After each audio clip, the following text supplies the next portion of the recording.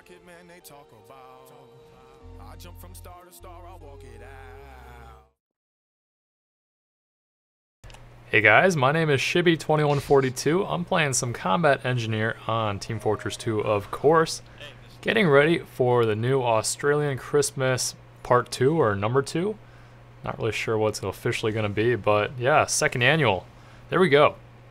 The new weapon's coming out for Engineer tonight, hopefully. The primary weapon, the Pomson 6000, which I should rename the Sun 2142. It doesn't require ammo, that means it's a laser weapon. Projectile penetrates enemy targets, kind of like the Reich's Bison.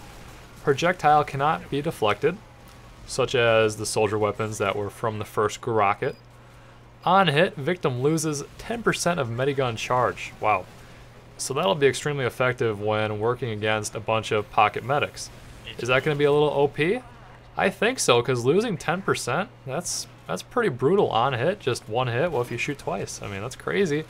Also, on hit, victim loses 20% of cloak. So, I mean, just against spies, that doesn't seem that bad. Whatever. Not too worried about that one. Alright, the wrench. Probably the most exciting weapon, just because I want to see how much I can abuse the alt fire. The Eureka effect.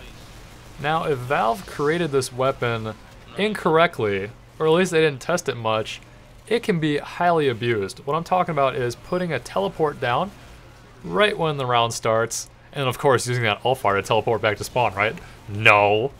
And then running out somewhere, putting down your exit, and then basically you can just teleport back and forth from spawn, you know, pending your teleport's ready, and keep collecting ammo.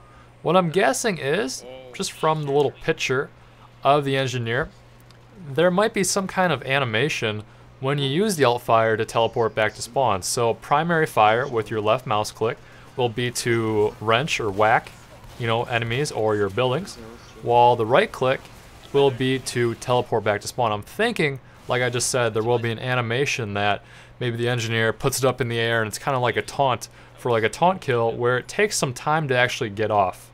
So I will probably literally and figuratively get off when this update comes out. Viewer, you're probably thinking, son, ships, why would you say such a thing? I don't know, that just kind of popped in my head and I wanted to say it. What's the problem there? Alright, so the Moonman pack for Pyro, with the 3rd degree, the Phlogistinator, and the Man Melter. These weapons look pretty crazy as well. I've been getting the question, Shibs, what is this oomph meter? Well, it'll be probably something like the buff banner for Soldier, where he takes damage and then it increases, so you have to do fire damage to increase this meter. The downside or cons of this weapon have me excited because 2 reasons. 1, no air blast. I don't really use air blast that much, or when I do, I usually fail. So that's fine if it's not there.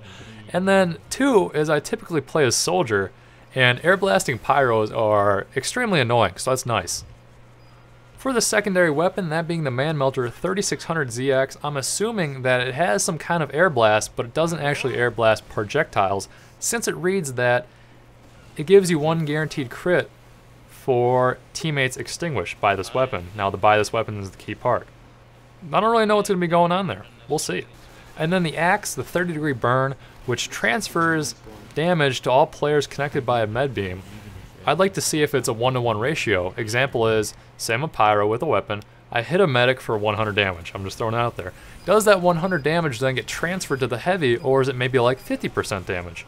That's something that we should test and see, or we'll find out shortly, because that might be a deal breaker for me. How often do you really encounter a pocket medic combo as pyro that you're going to attack with your melee?